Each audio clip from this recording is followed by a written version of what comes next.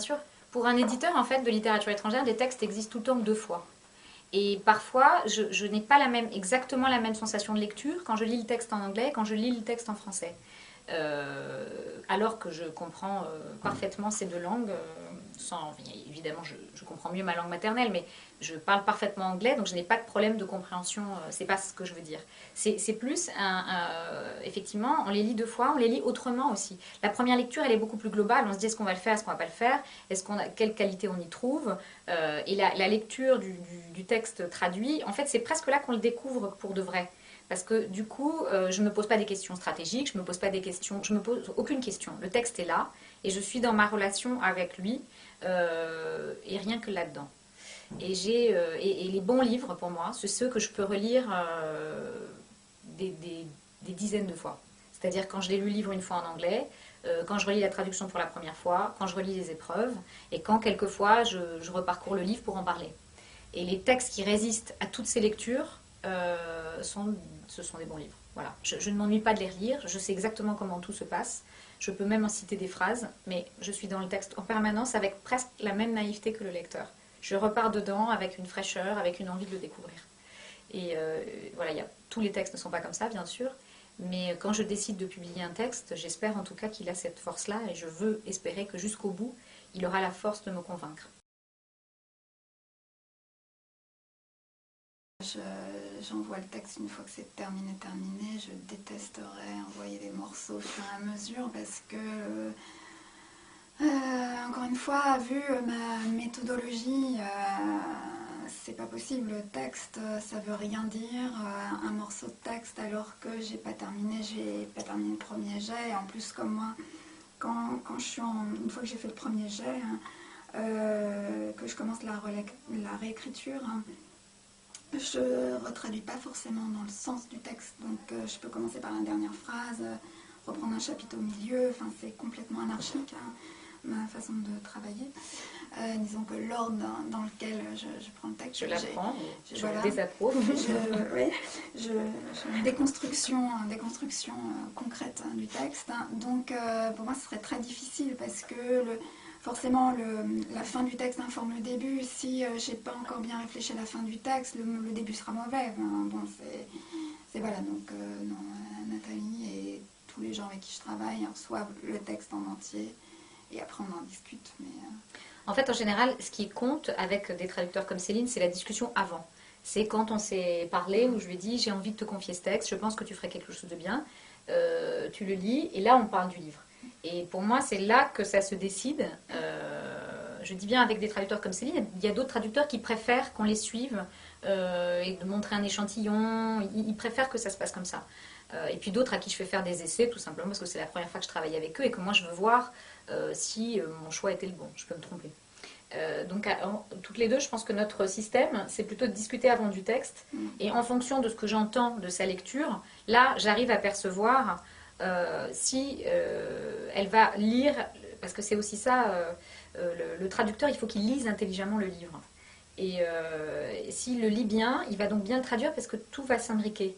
La musique va être bonne, il va dans la bonne direction. Et c'est ce que je fais plutôt avant avec Céline, de discuter du livre, etc. Et puis après, pendant la traduction, non, je ne regarde absolument rien, mais on en parle. Quoi. Voilà, on en parle. Voilà, moi, je peux passer des heures à la harceler avec mes angoisses. Mais mon Dieu, c'est pas possible ce passage, je n'y arriverai jamais. Et voilà, mais c'est plus une façon de faire sortir et du coup d'avoir un retour, moi tout simplement en posant les problèmes et en ayant en face, en face de moi quelqu'un qui connaît parfaitement le texte, en fait, et tout se déverrouille comme ça. Et oui, après le travail se fait oui, c'est ça. Une fois le texte. Mais c'est vrai qu'il y a des traducteurs qui, par exemple, quand ils traduisent pour la première fois un auteur, aiment bien envoyer un échantillon en disant est-ce que ça te convient ? Et il y a des traducteurs qui, s'ils ne sont pas les premiers traducteurs de cet auteur, vont absolument lire toutes les traductions d'avant, et soit pour s'en inspirer, soit pour, au contraire, essayer de mettre tout ça de côté une bonne fois pour toutes, ou pour les juger presque aussi, qui disent est-ce que c'était, voilà, comment le lecteur français avant moi a lu telle ou telle chose. très concrètement, il arrive que, puisque je suis éditrice aux éditions de l'Olivier, certains textes aient été traduits par Jean-Pierre Carasso, qui est une légende de la traduction, qui est un traducteur... enfin, c'est même pas un traducteur talentueux, je crois qu'il n'y a même pas de mots pour décrire ce qu'est Jean-Pierre Carasso. Et traduire après Jean-Pierre Carasso, souvent pour les traducteurs, c'est très stressant. Parce qu'ils me disent, mon Dieu, je ne fais pas du Carasso. Et du coup, eh bien, parfois, je dois les rassurer et leur dire, en fait, je ne veux pas du Carasso. J'aime le Carasso, mais je ne veux pas ça. Il faut justement qu'un autre traducteur s'empare de la voix et fasse peut-être autre chose. Il ne s'agit pas le traducteur ne bloque pas ad vitam le texte. Il est là au moment où il le traduit et puis après, c'est une histoire qui se poursuit. Et d'ailleurs, les éditeurs, c'est pareil. C'est-à-dire qu'il y a des éditeurs au début pour un auteur, puis après il y en a d'autres. Et c'est l'histoire de l'édition, c'est l'histoire de la vie littéraire qui est ainsi. C'est des passages de témoins. Et quelquefois, je ne veux pas, j'allais dire, passer le témoin, et je choisis qu'un auteur sera traduit entièrement par le même traducteur, parce que j'estime qu'il a réussi quelque chose qui est impossible à... voilà, c'est lui et pas quelqu'un d'autre. Or, en réalité, je sais très bien que nul n'est irremplaçable. Et même si j'ai plus que de l'admiration pour Jean-Pierre, bien sûr que d'autres traducteurs pourront arriver. Sinon, ça veut dire quoi? Ça veut dire que y a 4 noms qui sont des génies et les autres n'insistez pas. Quand ils mourront, la littérature mourra. Bien sûr que non. Mais de temps en temps, il faut se dire que le témoin se passe et que c'est normal. Et puis aussi, et à l'inverse, respecter qu'il y ait parfois une relation entre les traducteurs et les auteurs, enfin plutôt les textes, qui font qu'on ne peut pas dissocier ce duo-là. Et c'est vrai, moi je trouve qu'il y a des duos qui fonctionnent bien, laissons-les. Je ne verrais pas un auteur comme Henry Roth, qui est un romancier américain que l'Olivier a publié dans les années 90, je ne verrais pas quelqu'un d'autre que Michel Littéraire traduire ses livres. Parce qu'entre Ira Stigman, le personnage du livre, et lui, il y a une union parfaite. Et je ne détruirai jamais ce genre de duo qui était là avant mon arrivée et qui évidemment perdureront. Et juste sur la question du passage de relais entre traducteurs, effectivement, moi, ça m'avait fait ça sur Janet Winterson. Pourquoi être heureux quand on peut être normal, où je passais derrière Suzanne Mayou. Autre légende de la traduction, c'est Jean-Pierre Carasso en femme. C'est un peu la traduction faite femme aussi, Suzanne Mayou. Et il se trouve aussi que le hasard de mon parcours a fait que j'avais travaillé pour elle, j'avais donné un petit coup de main sur des recherches où elle n'avait pas le temps, donc je m'en étais chargée. Et donc là, avec Janet Winterson, c'était le double défi, l'espèce de col infranchissable de Janet Winterson, d'un côté, grande dame de la littérature britannique, et Suzanne Mayou. Et je me souviens, là, je crois que c'est la première fois où ça m'a fait, là, quand j'avais lu le Powerbook, je m'étais dit, ok, là je me suis fourrée dans un pétrin, mais jamais je m'en sortirai, ça va pas être possible. Enfin, c'est là aussi où c'est très important d'être en contact. C'est important des fois d'être en contact avec les auteurs, mais c'est aussi important d'avoir un éditeur ou une éditrice qui connaît parfaitement le livre, qui connaît parfaitement son métier, pouvoir avoir un dialogue.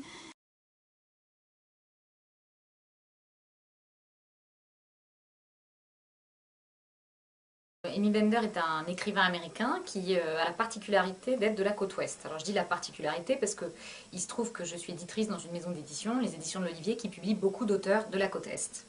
Mais Olivier Cohen a publié pour la première fois Amy Bender en 2000.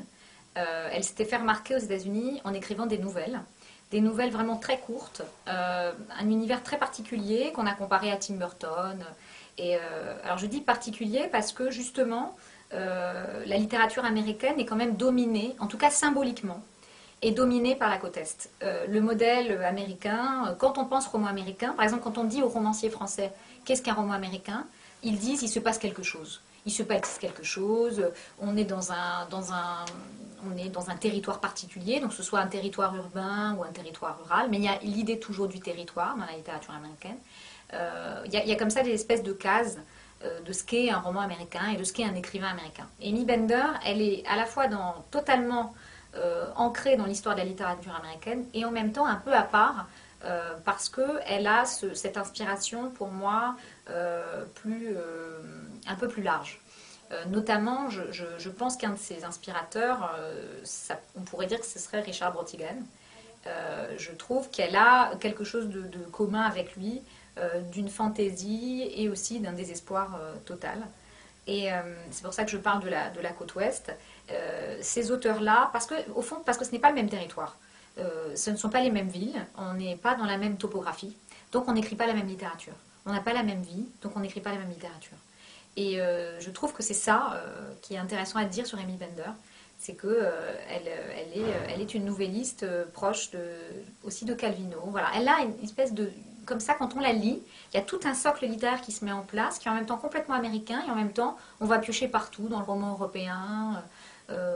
Là, quand on lit ce dernier livre, La singulière tristesse du gâteau au citron, et ben on pense tout de suite à Michel Gondry, à Wes Anderson. Voilà, il y a plein de choses qui viennent. Il y a des références de cinéma, des références je ne sais pas, des photographes. Elle a cette espèce de texture dans l'écriture, de particularité. Voilà, il y a une de ses nouvelles dans son précédent livre. C'était voilà, des gens attendent un enfant, et puis le gamin, il est en forme de fer à repasser. Et voilà, c'est pas si courant que ça, aujourd'hui, dans les années 2000, quand Olivier Cohen l'a publié, d'avoir quelqu'un qui prend comme protagoniste un fer à repasser. La littérature américaine, aujourd'hui, elle est quand même si ça donne des livres évidemment magnifiques, il y a quand même cette idée du modèle du roman réaliste. Et d'ailleurs, les auteurs américains de notre catalogue, comme Jonathan Franzen, Jeffrey Eugenides, en parlent en disant qu'ils ont évidemment aussi cette inspiration. Ils essaient de recréer, ils ont aussi lu des gens, le postmodernisme, etc.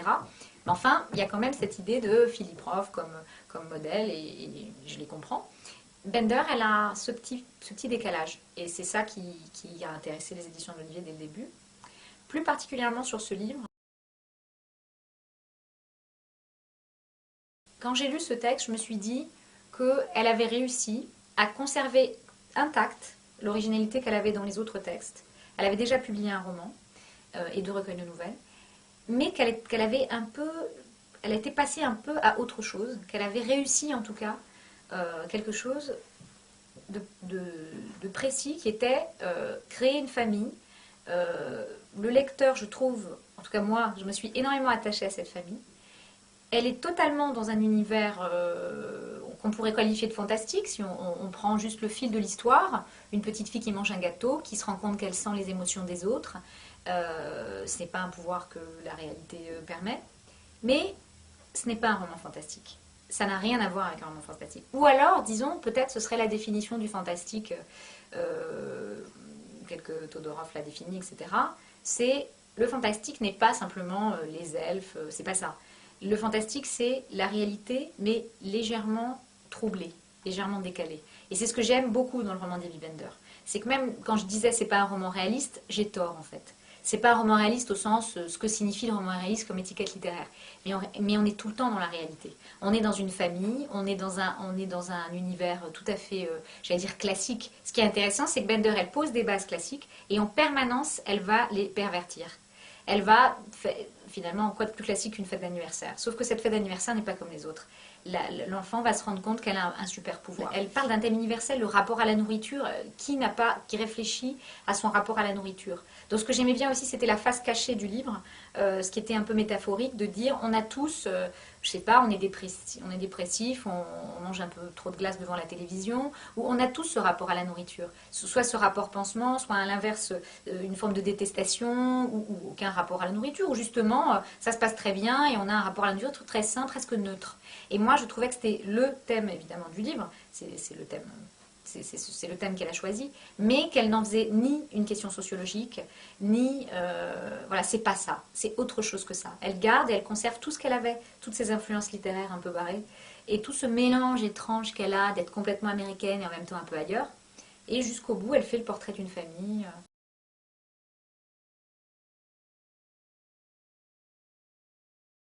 Collectivement, l'équipe, voilà, Olivier qui a découvert cet auteur, tous les gens qui travaillent dans cette maison, il y a un plaisir à se dire, ça fait des années qu'on travaille pour faire connaître cet auteur, et là tout à coup, eh ben, il y a un livre qui peut-être, en tout cas on l'espère, on va tout faire pour ça, va faire parler d'art. Quelquefois c'est pas le moment, Et on ne sait pas pourquoi, tout à coup, il y a quelque chose qui se débloque. Et c'est exactement ce qui se passe là. Alors, c'est peut-être trop tôt, je ne peux pas en parler en passé parce que ça se passe en ce moment. Il y a une magie que je ne peux pas expliquer. Je ne peux pas expliquer, je pense qu'il y a des choses concrètes. Est-ce que c'est... Alors, à un moment, les éditeurs se disent, là, on va décider que... Mais c'est pas que ça. Bien sûr que c'est ça notre métier. Mais c'est pas que ça. Et si c'était que ça, ce serait facile, puisqu'il nous suffirait de décider pour que ça se passe. Mais c'est pas que ça. Je pense qu'il y a quelque chose dans ce texte-là. Ce que je disais sur les thématiques, sur le moment où... je pense que la raison centrale du succès, c'est le rapport à la nourriture. Et c'est aussi que c'est un livre qui peut séduire à la fois... je pense d'électrices, le public féminin, alors qu'on dit le public le plus intéressant pour les éditeurs, car les femmes lisent beaucoup plus que les hommes. Je le dis officiellement. En revanche, mais il y a autre chose. Le public, entre guillemets, un peu branché, qui justement aime Wes Anderson, qui aime Gondry, qui aime la fantaisie, qui aime justement ne pas être dans un univers trop calibré, bien sûr que lui aussi il est séduit. En fait, souvent, les livres dont on parle, c'est ça. C'est des livres qui ont plusieurs couches et qui arrivent à séduire sans tromper aucun type de lecteur, qui arrivent à les séduire tous. Et je trouve que ce livre-là a cette qualité. Ça peut séduire un public vraiment littéraire, si ça veut dire quelque chose, et en même temps des gens qui forcément ne lisent pas forcément tout le temps, mais qui ont envie de lire quelque chose de particulier. Et aussi, je pense que le mélange entre la tristesse absolue et la fantaisie totale, c'est aussi ce qui plaît. C'est-à-dire qu'on n'est pas... Aujourd'hui, c'est assez déprimant, mais quand on va en librairie, on sent bien que la situation économique est difficile et les gens nous disent, les libraires nous disent que les lecteurs demandent, ils n'ont pas envie de se prendre la tête, ils n'ont pas envie d'être déprimés, tout est difficile. Donc ils ont envie de quelque chose d'un peu léger. Bon, ça c'est la chose que personne n'aime entendre, ni les libraires ni les éditeurs, parce que on se dit bon sang, est-ce que c'est comme ça qu'on attrape un livre? Est-ce que c'est comme ça qu'on va choisir un livre? Mais il ne s'agit pas de juger ce que les gens demandent, il s'agit de dire pourquoi ce livre marche. Pour moi, c'est aussi pour cette raison. Parce qu'en fait, il y a un vrai plaisir, il y a une jubilation à lire ce livre. Ce qu'elle est en train de dire est totalement désespéré, mais elle le dit avec de la distance, de l'humour, de la candeur. Donc, tout passe. Et je trouve que le titre est très révélateur de ce qu'est le livre. La singulière tristesse du gâteau au citron. Il est un peu drôle, ce titre. Parce qu'il est bizarre, donc on se pose des questions. Et en même temps, il est totalement désespéré. C'est comme un pack de lecture. Quand vous achetez ça, on sait que c'est un livre déprimant. Mais la couve est un peu pop. Et le livre est totalement comme ça. Et le désespoir n'interdit pas l'humour. En fait, pour moi, c'est ça. Le désespoir n'interdit pas la fantaisie. Et peut-être même qu'on va expliquer davantage et démonter davantage ce que ça veut dire de ne pas être bien dans son rapport au monde, comme elle le dit, elle, quand on va le dire avec une forme de fantaisie. Et pas en sortant les violons et tout l'attirail de la mélancolie. Et c'est ça aussi que j'ai beaucoup aimé. J'ai trouvé que c'était un roman terriblement mélancolique, mais pour une fois, la mélancolie ne passait pas par les armes habituelles. Là, on avait quelqu'un qui nous disait, ben voilà, il se trouve que mon frère, il n'arrive tellement pas à supporter le monde, ben, qu'il disparaît, qu'il se fond dans le décor, au sens strict. Et quand on dit ça, quand on lit, il se fond dans le décor au sens strict, on a envie d'en rire. Mais en même temps, c'est absolument terrible. Et je pense que la clé de la réussite, c'est ça. Et c'est pour ça qu'il y a une forme d'universalité du livre, qu'il a marché aussi bien aux États-Unis que dans des pays européens. Et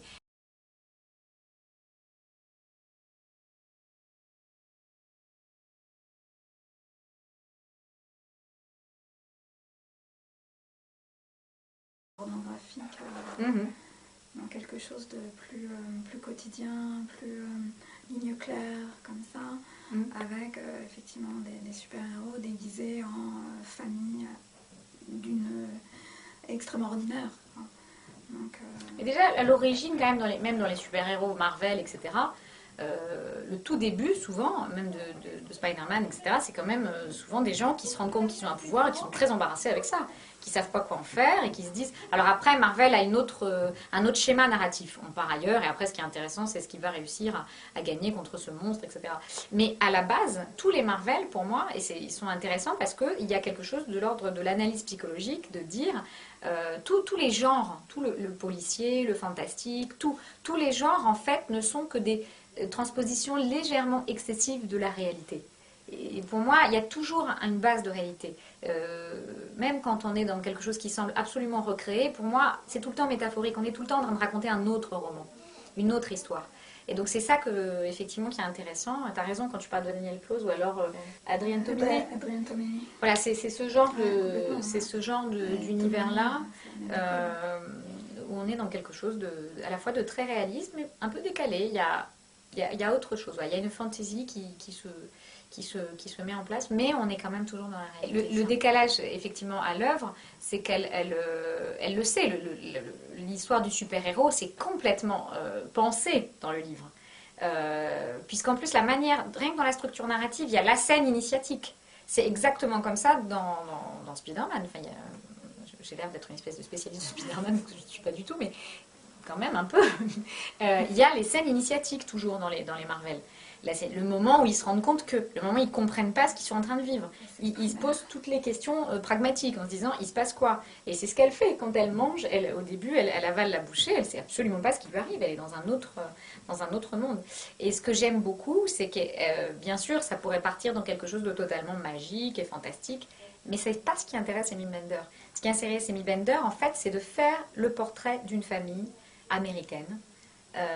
Et le portrait d'une femme, parce que c'est quand même aussi le portrait de la mère, qui n'est pas à l'aise avec sa propre existence et qui se pose des questions. Et pour moi, c'est au fond ce qui est le fil conducteur entre tous les personnages. C'est des gens qui ont une espèce d'incapacité à être dans le monde et dans la réalité. Et peut-être que, pour moi, c'est presque une définition de l'écrivain. Pour moi, la littérature n'existe que parce que des gens sont dans l'incapacité d'être dans la réalité. Donc ils doivent, je dis devoir parce que c'est pour certains une nécessité, ou ils ont envie de créer autre chose, un monde qu'ils contrôlent, puisque c'est eux les créateurs de ce monde, où la réalité leur est plus supportable, ou quand ils disent que la réalité ne leur est pas supportable, et ben du coup ils sont en quelque sorte soulagés d'avoir exprimé et organisé tout ça.